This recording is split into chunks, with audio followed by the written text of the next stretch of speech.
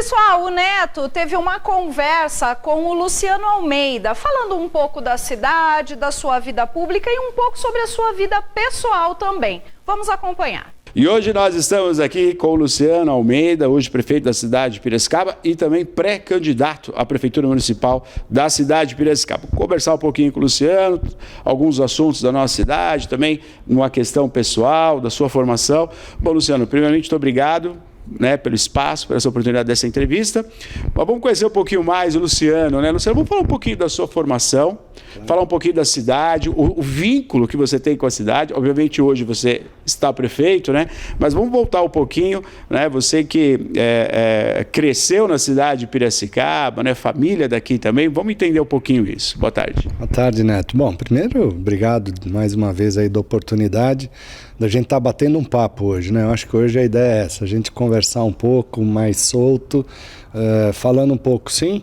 Eu acho que tem muita gente que às vezes não me conhece ainda, é interessante isso, Então é legal falar, eu nasci em São Paulo, mas com 4 anos de idade mudei para Piracicaba, então já estou aqui há 54 anos.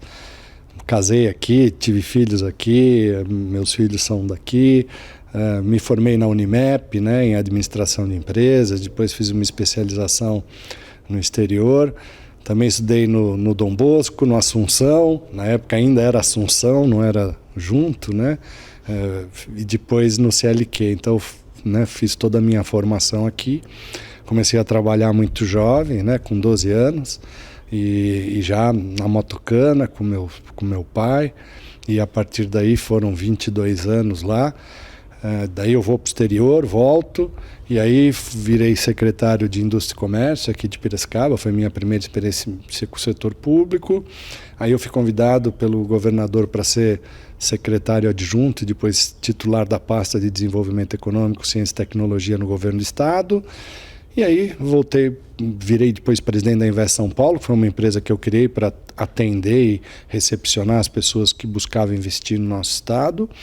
E a partir daí, comecei esse projeto novo, que foi, dentro dessa experiência público-privada, essas duas partes que a gente aprende muito, fazer um projeto que vinha assim, aí político, uma primeira tentativa de eleição em 2016 e depois 2020, que culminou com a minha eleição como prefeito. Então, essa foi a minha trajetória aqui, muito rapidamente, de tudo que a gente passou. E aí, falando já um pouco dessa primeira etapa da prefeitura, Neto? Eu acho que isso é importante. As pessoas eu brinco, às vezes tem uma memória um pouco curta, mas a gente acabou de passar uma pandemia enorme, que foi o primeiro ano de gestão nossa, foi um inferno, 21, e ainda foi até março, abril, quando a gente teve a segunda onda. Rapidamente, eu preciso até falar sobre isso, a questão da pandemia. O governo federal parou, o governo do estado parou e as prefeituras pararam. Aqui em Piracicaba. Houve a parada necessária, que foi através de uma ordem, que tinha que ficar dentro de casa. O comércio parou, a prefeitura parou, a arrecadação parou. Quer dizer, você pegou uma prefeitura não estabilizada, mas estática. Quer dizer, se você deveria fazer durante 2 anos estabilizar as contas da prefeitura, você teve que fazer isso, estabilizar e entregar as obras nessa sequência muito rápida. Já quero falar sobre isso. A pandemia prejudicou e é fato. O governo federal sente até hoje, Você vê até a própria fala do Lula, muitos municípios, Em 2 anos... Muitos municípios ainda com dificuldades financeiras. A gente tem acompanhado isso, graças a Deus aqui. A gente, por outro lado, fez uma eficiência de administração e gestão. Acabamos de ser aí classificado como AIN na área contábil financeira. Então, assim, foi muito difícil, por um lado, ter que priorizar a questão da saúde, porque a gente não sabia onde isso ia parar. Nós, todos os leitos lotados, um desespero generalizado, porque havia, sim, riscos disso, não sabíamos se isso ia acabar e quando isso ia acabar, e a gente teve que priorizar. Ao mesmo tempo, tivemos que fechar as torneiras aqui, ser eficiente com recurso, conseguir fazer novos contratos, fazer tudo muito bem feito, para que a gente tivesse capacidade de hoje estar fazendo os investimentos necessários. Então foi realmente um ano e meio super turbulento. A arrumar a casa, né, que vinha também de um conceito de gestão de 16 anos, totalmente diferente daquilo que eu acredito, e a partir daí você mudar, trocar o pneu com o carro andando, né? E essa é a dificuldade, tendo que trazer inovação. A prefeitura era totalmente analógica, então trazendo sem papel, botando novas ferramentas tecnológicas aqui para dentro para a gente ser mais eficiente, ser mais transparente. E isso é o que a gente tem conseguido, é importante dizer isso. Então, foi isso, 1 ano e meio de foco em gestão e saúde. E a partir daí, arrumamos a casa, 2021, 2022 e 2023 foi o primeiro orçamento, porque as pessoas falam sem conhecimento de causa.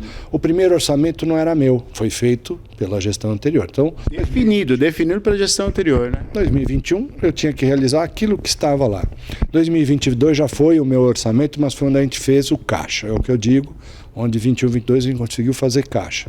E aí 23 foi quando a gente fala, bom, agora nós temos capacidade de realização e execução, começam os nossos processos licitatórios, começam as nossas obras, parte delas entregue em 2023, parte sendo entregue agora em 2024 e muitas delas ainda serão entregues em 2025 e quando se fala de saneamento, que são obras de 18 meses, haverão obras sendo entregues em 2026.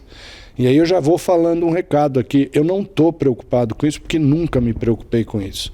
Se realmente muita gente fala bobagem, falando assim, isso é uma questão política, por isso que ele está fazendo tudo agora. Não, se fosse política eu tinha feito há 2 anos atrás para estar entregando agora e inaugurando. Não é esse o meu papel e não estou preocupado com isso. Eu quero que as obras sim sejam construídas, sejam feitas com eficiência, com respeito ao dinheiro público e entregue sim com qualidade. E não me interessa se vai ser esse ano ou ano que vem. Essas obras tinham que ser feitas, estão sendo feitas, estão sendo entregues da melhor maneira possível. Até a população, para compreender um pouquinho, né?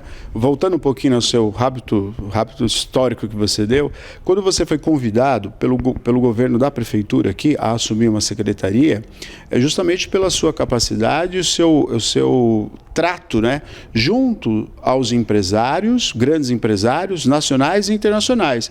Assim sendo, né, para você que está em casa compreender, na época você trouxe muitas empresas que hoje geram muitos empregos na cidade de Piracicaba. Queria que você falasse um pouquinho sobre isso também, porque é uma qualidade sua, do Luciano empresário, Luciano comunicador nessa área empresarial, que é para a população entender. Quer dizer, olha, o Luciano teve esse papel direto, fundamental em trazer essas empresas, porque um prefeito, você como prefeito, você sabe isso, você não comanda sozinho, você tem que ter uma equipe nota 10 aí para segurar a onda, né, para fazer as coisas. E você pertenceu a essa equipe e trouxe um grande investimento para a cidade, né?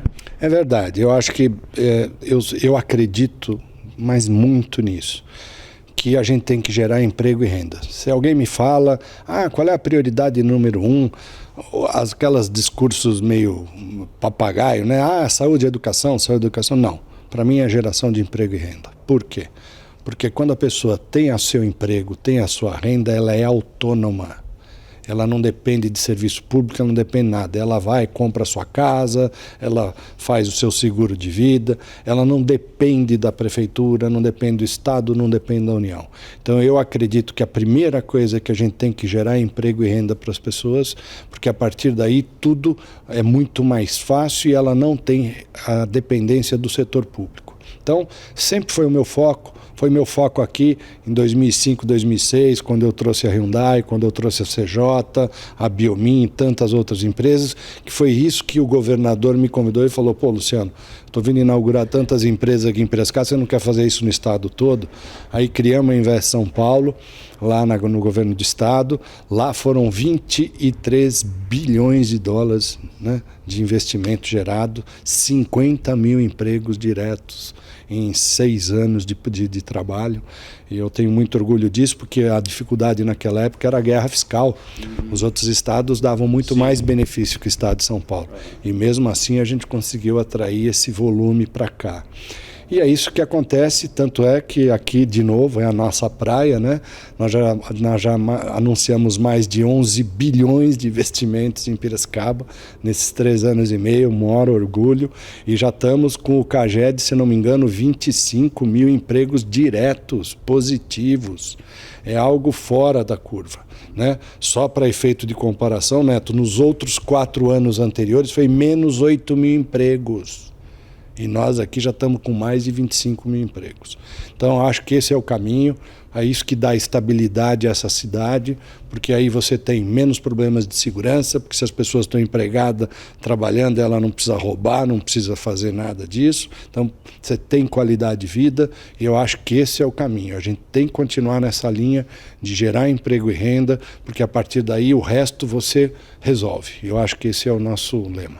Luciano, é interessante isso, que vai mais ou menos na linha do próprio governador, né? O Tarcísio falou sobre isso, dessa mesma forma, né? Falando do Estado, a sua experiência no Estado, ela acrescenta ainda mais, né? Esse know-how que você tem de negociar com as grandes indústrias geradoras de emprego. E uma coisa fica bem detalhada, Luciano, na nossa fala, que é muito interessante, que o assistencialismo, ele tem que existir, e a prefeitura faz isso também, é necessário. Mas quando você vem com essa proposta, você está dizendo que é viabilizar para essa pessoa a independência. Isso é uma faca, né, de 2 gumes, porque se você pensar, né, que a gente tem, tradicionalmente, não é uma coisa legal, mas está sendo mudado, e a própria fala do Luciano também vai nesse interesse, que é desvincular um pouquinho a questão que eu necessito daquele político para salvar a minha vida, e entender que aquele político ele tem que me ensinar, me dar o caminho para eu me salvar. E isso é muito provocador, né? Pensando na cidade de Piracicaba, na nossa região do estado de São Paulo, que na tradição alguém sempre resolve para mim, né, Luciano? Exato. Quer dizer, você está dando o caminho que não. Olha, você pode ser desde um indivíduo, né, em ter aí a sua intenção, ter o seu emprego, a sua casa, enfim, até mesmo nas empresas, né? Porque quando você fala que você tem outros estados que dão a possibilidade de 0 imposto, viabilizando terrenos e tudo mais, e Piracicaba, o trabalho é diferente aqui, quer dizer, é uma grande luta isso, hein, Luciano? Eu acho que é um desafio, né? A gente tem que ter equilíbrio nessa conta. Quando eu falo em, por exemplo, um Bolsa Família, né? Eu gostaria muito que a gente fizesse uma coisa, eu acho que está se resgatando isso agora, de falar o seguinte: ok, eu vou te ajudar, você está num momento ruim da tua vida, eu vou te dar um apoio, mas você tem que dar uma contrapartida. Você tem que se qualificar, você tem que estudar, você tem que procurar emprego, você tem que fazer algo para sair desta zona de situação. Isso aqui não pode ser ad eterno. Eu não posso ficar dando um Bolsa Família por 20, 30 anos para alguém. Essa pessoa tem que conseguir, e nós temos como gestores públicos, dar condições para que essa pessoa saia desta condição. Porque se eu manter ela nessa condição, eu falhei como gestor. Essa é a minha opinião. Então, se alguém me perguntar: Luciano, você prefere dar uma cesta básica ou um emprego? Eu prefiro dar um emprego. Eu acho que esse é o caminho, porque daí ele compra a cesta básica dele. Sempre eu penso assim.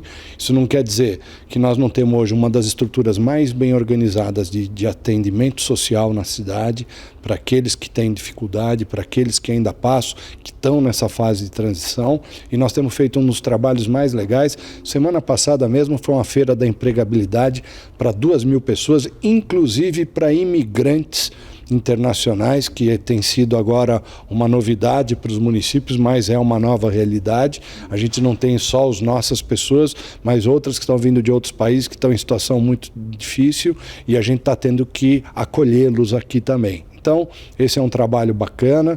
O que a gente está sempre é nessa linha.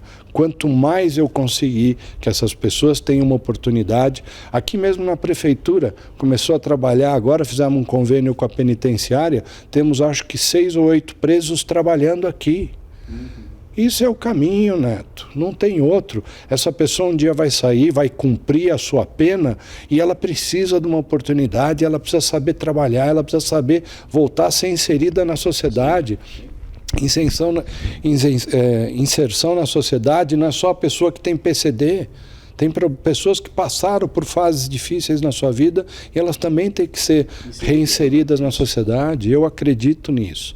Esse é o caminho. Estamos, sim, fazendo tudo o que é possível para reorganizar essa cidade, dar condições para que, naquilo que ela já é boa, graças a Deus, essa cidade sempre foi diferenciada, muito graças a esse trabalho de geração de emprego e renda que se iniciou em 2005. E agora, mas tem coisas que ainda precisam ser superadas, né, Neto? A gente sabe disso, tem coisas que precisam ser melhoradas, mas a gente está no caminho certo. Eu acho que A gente agora começa o planejamento Pira 2040, sim, que vai definir qual é a cidade que a gente quer em 2040.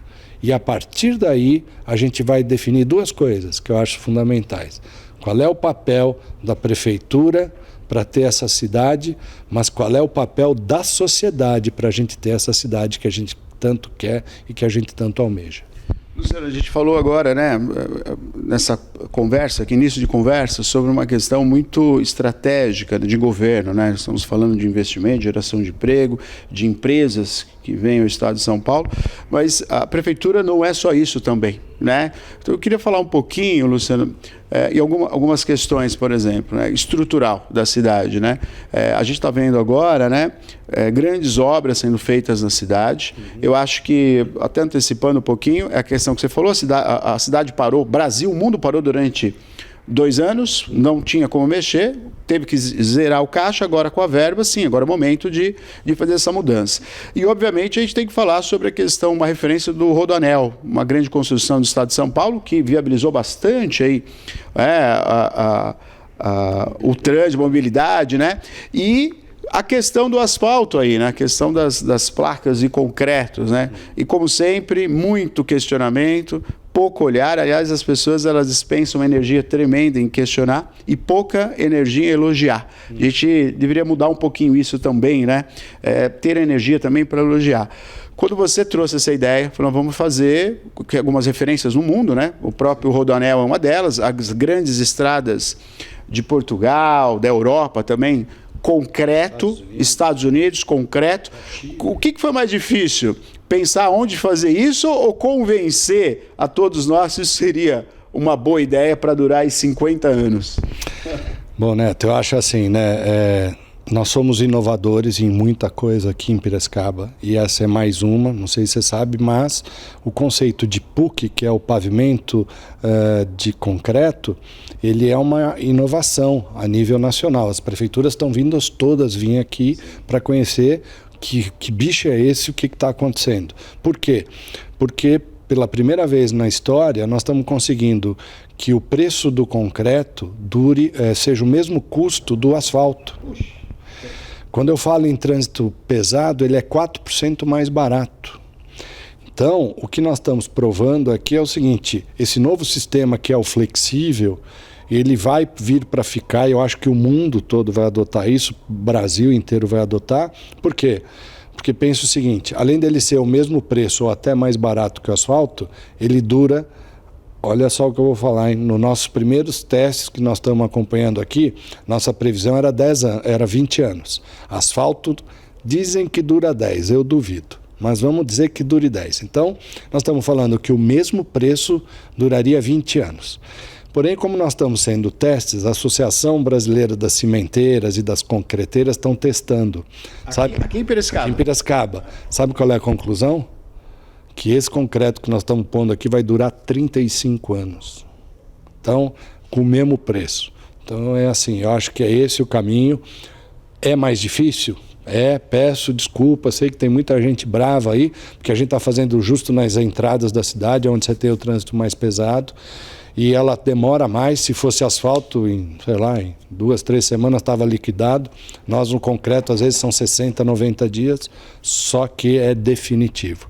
Então eu sei que é um pouco de sofrimento, mas vale a pena porque isso vai ficar um legado aí por mais de 30 anos. Então esse é o caminho, é com inovação, é com tecnologia e fazer coisas que de fato tenham custo-benefício melhor. E é o que nós estamos fazendo no concreto, que é isso, são 1.800 quilômetros de vias asfaltadas na cidade. Infelizmente, nos últimos 16 anos fizeram 270 quilômetros e nós, entre recap e pavimentação, vamos chegar a 300 quilômetros só no nosso mandato. E isso fazendo, inovando, né, trazendo um asfalto de qualidade. Eu me lembro que você falou, esses dias uma pessoa entrou em contato com a gente sobre um vazamento. Nós, obviamente, colocamos aí em prática, a gente sempre fez, né? Entra em contato com o SEMAI, dando ali, olha, está aqui o protocolo, enfim, foi resolvido o vazamento. E a pessoa filmou depois, né? Que também é o nosso, é de praxe isso. A gente mostra a reclamação e mostra a solução que foi feita, né? Por parte da prefeitura ou qualquer outro órgão. E aí, Luciano, quando mostrou a imagem, a gente viu já aquilo que você falou no programa há 1 ano e meio atrás. Falou, Neto, recorte de asfalto vai deixar de ser aquele pedacinho que vira um calombo, né? E acaba gerando mais problema. Abriu, vai fazer o recorte quadrado para resistir melhor. E essa pessoa justamente filmou, falou, olha só, Neto, e pela primeira vez, tem um vídeo dela, fizeram o recorte de lado a lado da rua. Isso vai durar muito mais. Quer dizer, é difícil o convencimento, mas o povo sabe o que está acontecendo, né? Quer dizer, essa pessoa filmou e falou, nunca foi feito assim. Já de olhar, já sabe o que é mais resistente, né? Então é isso, é fazer, né? E apostar justamente no resultado para a população entender, né, Luciano? Sem dúvida, eu acho que esses são desafios. Nós tínhamos um problema muito sério, eu falo isso aí, não é aqui, eu acho que é no Brasil inteiro. As pessoas gostam muito de inaugurar coisa nova, né? Fazer uma nova escola, um novo posto de saúde, mas manter aquilo que a gente tem ninguém quer, né? Quer fazer um pavimento novo, mas não quer recuperar aquele que está feito. Nós reformamos 110 escolas das 124, estamos reformando os postos de saúde, por quê? Porque tão importante quando construir um novo é dar condições. Tem unidades nossas de educação e saúde que faziam 30 anos que não sequer receberam uma manutenção. E aí tinha uma escola que tinha salas que estavam interditadas com medo de cair o telhado na cabeça das crianças. Isso é o que a gente encontrou, Neto. Então, acabar com isso. Hoje, Piracicaba não precisa ampliar coisas, ela precisa ter mais qualidade, não é mais quantidade. Eu tenho dito isso para todo mundo. Hoje o que a gente precisa é melhorar a qualidade da saúde, melhorar a qualidade da educação. A gente não precisa ampliar mais. Hoje eu já tenho vagas ociosas nas minhas escolas. As pessoas não sabem disso, eu já tenho vagas ociosas. Está sobrando vaga para a estrutura que foi feita, para a estrutura que tem, sobra vaga para matricular crianças. Exatamente. Então, o que a gente tem que pensar é na qualidade. E aí é o projeto que a gente implantou, que é o pilar, né, os 4 pilares. Infraestrutura, arrumamos, novo modelo de ensino, que é o mesmo das escolas privadas, um dos melhores do Brasil, treinamento aos nossos professores e condições para eles poderem trabalhar com ferramentas de inovação, com esse mundo novo, e as escolas integrais. Esse é o caminho que aí sim também, junto com emprego e renda, eu acredito que é o projeto de médio e longo prazo. Eu acho que a maioria das coisas que eu estou fazendo aqui, Neto, só vão me reconhecer daqui a 20 anos, dizer assim, pô, lembra, essa molecada quando sair da escola, de igual para igual com a turma das escolas privadas, vai lembrar, poxa, ele me deu condições de eu disputar o mercado de trabalho de iguais condições com as crianças das escolas privadas.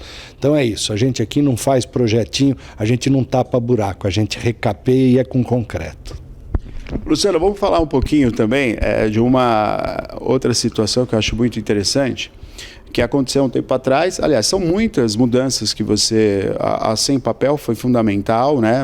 A economia para a prefeitura, prédios ociosos, que era pago aluguel pela prefeitura, porque todos nós pagávamos prédio e toda a equipe do Luciano fez isso também de enxugar, enfim, e tirar. Por que está tendo esse gasto? Se ninguém está usando esse prédio, né?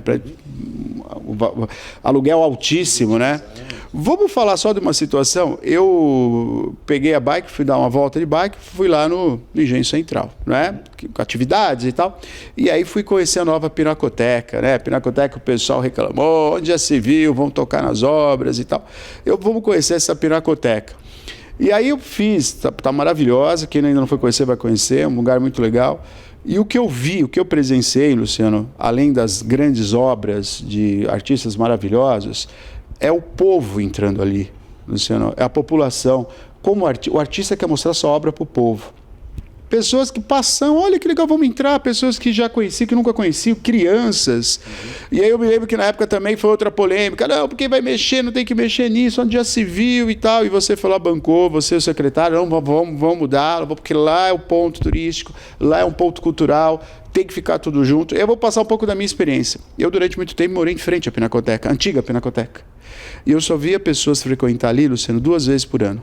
É no lançamento. Que era artistas para artistas. O povo não estava lá. Eu estou falando que eu morava em frente. Eu cheguei aí também. Você vê artistas, mas a população não vem aqui, pô. Lugar legal e tal, mas não vem, né?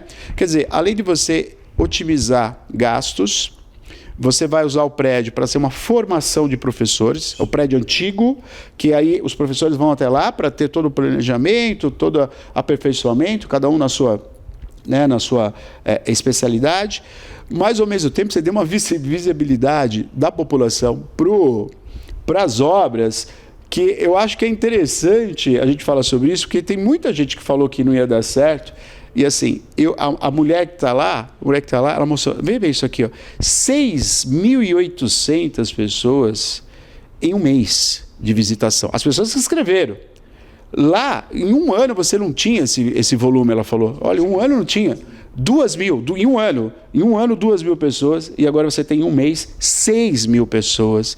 Quer dizer, a parte da classe não acreditou, o pessoal não entendeu o que era, mas a população foi lá e mostrou para você, né? Ó, deu certo, eu estou aqui para ver as obras, é isso?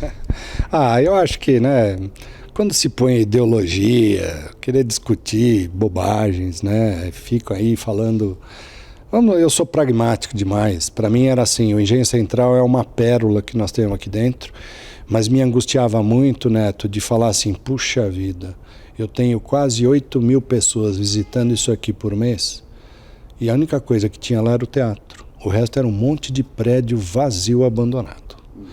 Isso para mim me incomodava. Não tinha nem lugar para tomar água, Neto. Não sei se você lembra, não tinha um bar, não tinha uma estrutura. E eu falo, poxa, tudo bem, eu tenho a Festa das Nações, eu tenho a Paixão de Cristo, eu tenho eventos fixos que acontecem durante o ano, mas no resto do ano aquilo ficava abandonado. E custa caro para a sociedade aquilo, não é barato aquela estrutura. Então qual era a nossa ideia? Exatamente isso, otimizar, levar equipamentos. Meu sonho era também levar a biblioteca, que é outro que está abandonado aí, que quase ninguém, no mundo inteiro, mais ninguém usa biblioteca quase. Então a gente precisaria trazer de novo para próximo da população, você trazer mais equipamentos lá para dentro. Estamos tentando também trazer uma cervejaria. Ali atrás da Pinacoteca nós vamos tentar fazer um café lindo, porque o lugar é maravilhoso. Quem já foi ver lá, é maravilhoso aquele ponto. Então, assim, é trazer vida para aquilo. E eu acho que esse é o caminho.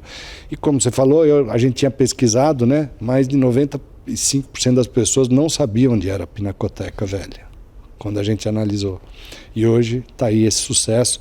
E graças a Deus eu acho que todo mundo percebeu que hoje, primeiro, que ninguém fala também, pela primeira vez, porque na antiga não tinha, hoje o acervo tem controle de umidade, temperatura, tem uma pessoa dedicada, responsável para cuidar do acervo, um especialista na área, enquanto que lá, eu lembro de lá, era uma sala com ventilador pendurado, rachado e tudo jogado no chão. E hoje vai ver como é que está o acervo de lá, com respeito, com cuidado e sendo muito bem tratado. Então, tem esse lado também que foi muito importante, porque a infraestrutura hoje lá é profissional. Então, tem e é isso, e a população conhecendo obras de arte. E na antiga Pinacoteca vai ser o centro de formação dos nossos funcionários da educação, dos nossos professores, e com uma novidade, vamos pedir para a Câmara dar o nome do professor Antônio Carlos Mendes Tami para aquele centro de formação que ele merece. Luciano, aproveitando que você falou do Tami, né? A gente não tem um representante federal. Como é que fica para a prefeitura? A gente sabe que o Estado está aí, nós temos 3 representantes, né, que estão lá como deputado, pelas emendas, pelas necessidades, trabalham em conjunto aí com a prefeitura. Mas nós não temos isso no governo federal. Isso é uma coisa que a gente tem que escolher, né, cabe a nós, né, nosso voto. Como é que funciona isso para a prefeitura, Luciano? Eu queria que você desse uma olhada, uma visão sua, aliás, sobre essa situação, né, o quanto é necessário a gente ter um representante em Brasília também. Eu acho que nós temos que olhar, porque assim, houve uma mudança de 5 anos para cá, 6 anos para cá, mudou muito. Hoje, antigamente você tinha um projeto que um ministério lançava ou uma secretaria estadual lançava e você se vinculava a esse ministério ou a esse convênio, a esse programa. Hoje, grana está vindo através de deputados estaduais e federais. Os programas diminuíram muito dos governos e a gente então precisa desse apoio, sim, dos deputados. E você falou, olha, não é só federal que não tem representação aqui, vou dizer por quê. Esses 3 estaduais que têm alguma vinculação com Piracicaba, mas se você for olhar, a votação que eles tiveram aqui foi pequena, né? Porque ainda não havia uma identificação da sociedade desses 3 representantes com Piracicaba. Interessante verificar isso. Então, na verdade, a gente precisa, sim, que tenham raízes aqui que se identifiquem com Piracicaba, porque nós temos 300 mil votos. Nós já tivemos no passado 3 federais. E hoje não temos nenhum. Então, assim, nós temos que rever, nós temos que convencer as pessoas a irem votar. Mais de 100 mil votos são jogados fora nas 2 últimas ou nas 3 últimas eleições. Então, a gente está precisando convencer as pessoas, poxa, volte a acreditar nos políticos, na política bem feita, no que tem que ser feito, e convença eles a votar para que a gente tenha melhores e maiores representantes, tanto a nível federal como estadual. Luciano, vamos falar então, hoje você também se colocando como pré-candidato à Prefeitura Municipal, né? Fala um pouquinho sobre isso, né? Que a gente sabe que a sua vida mudou, né? Você, enquanto empresário ou secretário, é uma outra coisa estando na Prefeitura. Por que hoje você é pré-candidato? Olha, eu sempre digo isso, né? Eu não acho que isso aqui é profissão, sou favorável que se mude o sistema, que sejam 5 anos e não com reeleição, mas para mim faltou um ano e meio para terminar aquilo que eu me comprometi. Tudo estará sendo entregue, tudo estará sendo feito, mas eu precisaria de mais 1 ano e meio para terminar esse trabalho com chave de ouro. Então, o meu desafio é isso, é tentar terminar tudo isso o mais rápido possível e deixando esse legado desse planejamento de médio e longo prazo. Então, assim, começa agora, eu brinco que eu acho que a eleição só vai começar no dia 11 de agosto, depois que acabarem as Olimpíadas, porque até lá todos nós vamos estar falando de Olimpíada. Mas 11 de agosto começa a eleição, vai ser rápido, tiro rápido, 45 dias, temos aí bons candidatos, isso é bacana também. No passado não tínhamos bons candidatos ou tínhamos poucos candidatos, a partir de agora começa uma nova etapa, importante que surjam novas lideranças políticas, assim como eu fui nessa nova geração, e a partir de agora a gente consiga discutir sim o que a gente quer para a nossa cidade, quais são as melhores, cada um com o seu posicionamento, com a sua ideologia, mas que a gente consiga trazer a sociedade para que ela faça parte desse processo. Vote, escolha, analise, veja exatamente tudo que você imagina, né? Não vamos ser imediatista de novo, eu acho que tem muita gente que ficou viciada nisso, né? De, corta o meu mato, poda a minha árvore, tapa o buraco na frente de casa. Eu acho que não é esse o caminho, a gente tem que rever, tem que entender que a cidade é mais do que isso e que cada um de nós, cidadão, temos que fazer a nossa contribuição e participar do processo. Então, que seja isso e que venham essas eleições que eu acho que vão ser diferentes e importantes para todos nós. Luciano, muito obrigado pela oportunidade de estar aqui conversando com o Luciano, sabendo um pouquinho mais da vida, né, da formação, vida pessoal, algumas opiniões. Então, Luciano, muito obrigado pela oportunidade. Valeu, Neto. Vamos lá, estamos aqui sempre à sua disposição.